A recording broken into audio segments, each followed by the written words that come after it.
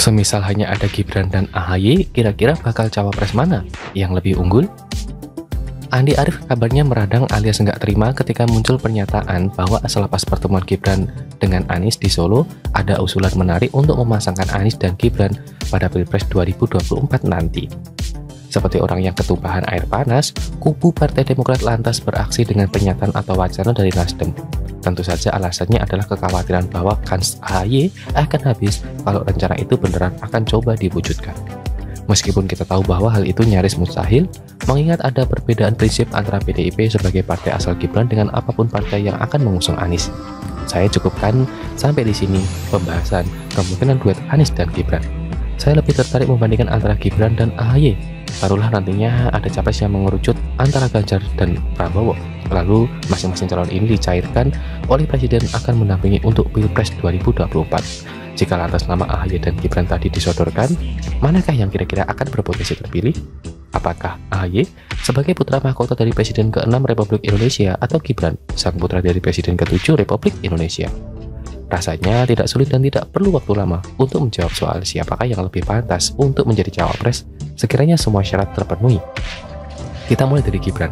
Anak muda ini sangat mencuri perhatian ketika tiba-tiba menyatakan diri akan terjun ke politik. Lalu tidak butuh waktu lama datanglah restu dari Ibu Megawati yang mau tidak mau membuat PDIP memajukan Gibran sebagai calon wali kota Surakarta.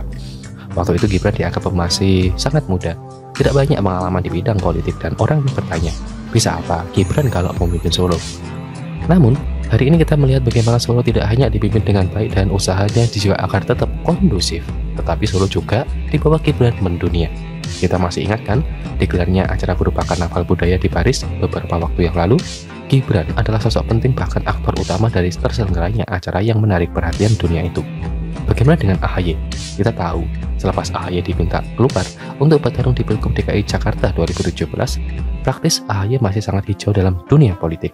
Posisinya sebagai ketua umum partai memang keren, tapi sejauh ini belum cukup untuk memperlihatkan kualitas kepemimpinan dan manajerial dari seorang AHY. Sebenarnya waktu itu, AHY dicoba dulu untuk bertarung di tingkat kabupaten atau kota madya. Kalau hasilnya baik, baru dilanjutkan dengan bertarung di tingkat provinsi. Mungkin dengan itu, AHY akan punya pengalaman lebih banyak kalau mau dinajukan ke tingkat nasional. Namun apa daya, nasi sudah menjadi bubur. Meski masih enak dimakan sambil melihat ke arah bangunan di Hambalang yang homus itu, tapi keputusan AHY yang mengiyakan perintah sang ayah nampak harus dibayar mahal. Ini publik lebih melihat AHY sebagai sosok pemimpin partai yang gagal, kecuali di mata para kader Partai Demokrat. Tapi Gibran semakin hari semakin moncar karir politik. Bahkan dia disebut sebagai kandidat ideal untuk memimpin Jawa Tengah sesuai masa jabatan Ganjar Pranowo. Nah, kalau kita kembali pada pengandaian pertarungan Gibran versus AHY, sebagai bakal capres tadi, rasanya kita super yakin bahwa masyarakat akan cenderung memilih berat dengan persentase di atas 80%. Bagaimana menurut Anda? Dengan perbandingan dua nama ini, ada kans untuk menjadi cawapres jika melihat perbedaan kualitas keduanya.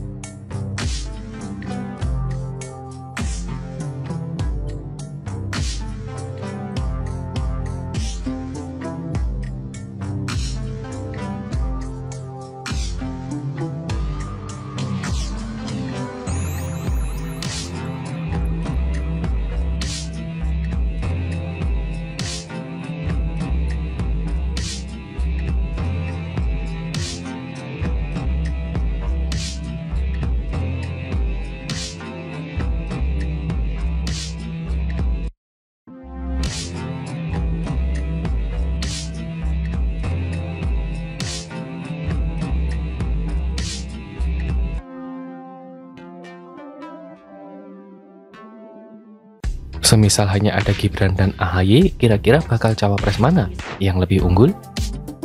Andi Arief kabarnya meradang alias nggak terima ketika muncul pernyataan bahwa selepas pertemuan Gibran dengan Anies di Solo, ada usulan menarik untuk memasangkan Anies dan Gibran pada Pilpres 2024 nanti. Seperti orang yang ketumpahan air panas, kubu Partai Demokrat lantas beraksi dengan pernyataan atau wacana dari Nasdem. Tentu saja alasannya adalah kekhawatiran bahwa kans AHY akan habis kalau rencana itu beneran akan coba diwujudkan. Meskipun kita tahu bahwa hal itu nyaris mustahil, mengingat ada perbedaan prinsip antara PDIP sebagai partai asal Gibran dengan apapun partai yang akan mengusung Anies. Saya cukupkan sampai di sini pembahasan kemungkinan duet Anies dan Gibran. Saya lebih tertarik membandingkan antara Gibran dan AHY. Barulah nantinya ada capres yang mengerucut antara Ganjar dan Prabowo.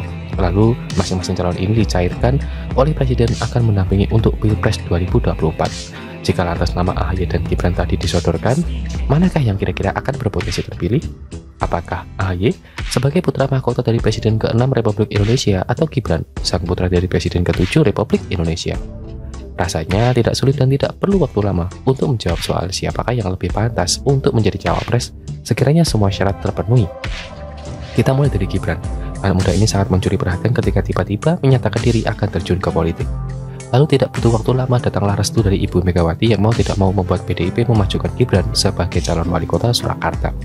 Waktu itu Gibran dianggap masih sangat muda, tidak banyak pengalaman di bidang politik dan orang bertanya, bisa apa Gibran kalau memimpin Solo? Namun, hari ini kita melihat bagaimana Solo tidak hanya dipimpin dengan baik dan usahanya juga agar tetap kondusif, tetapi Solo juga dibawa Gibran mendunia. Kita masih ingat kan, digelarnya acara berupa karnaval budaya di Paris beberapa waktu yang lalu, Gibran adalah sosok penting bahkan aktor utama dari terselenggaranya acara yang menarik perhatian dunia itu. Bagaimana dengan AHY? Kita tahu, selepas AHY diminta keluar untuk bertarung di Pilgub DKI Jakarta 2017, praktis AHY masih sangat hijau dalam dunia politik. Posisinya sebagai ketua umum partai memang keren, tapi sejauh ini belum cukup untuk memperlihatkan kualitas kepemimpinan dan manajerial dari seorang AHY. Sebenarnya waktu itu, AHY dicoba dulu untuk bertarung di tingkat kabupaten atau kota madya. Kalau hasilnya baik, baru dilanjutkan dengan bertarung di tingkat provinsi. Mungkin dengan itu, AHY akan punya pengalaman lebih banyak kalau mau dilanjutkan ke tingkat nasional. Namun apa daya, nasi sudah menjadi bubur. Meski masih enak dimakan sambil melihat ke arah bangunan di Hambalang yang homus itu, tapi keputusan AHY yang mengiyakan perintah sang ayah nampak harus dibayar mahal. Ini publik lebih melihat AHY sebagai sosok pemimpin partai yang gagal, kecuali di mata para kader Partai Demokrat. Tapi Gibran semakin hari semakin moncar karir politik. Bahkan dia disebut sebagai kandidat ideal untuk memimpin Jawa Tengah sesuai masa jabatan Ganjar Pranowo. Nah, kalau kita kembali pada pengadilan pertarungan Gibran versus AHY, sebagai bakal capres tadi, rasanya kita super yakin bahwa masyarakat akan cenderung memilih berat dengan persentase di atas 80%. Bagaimana menurut Anda? Dengan perbandingan dua nama ini, ada kans untuk menjadi cawapres jika melihat perbedaan kualitas keduanya.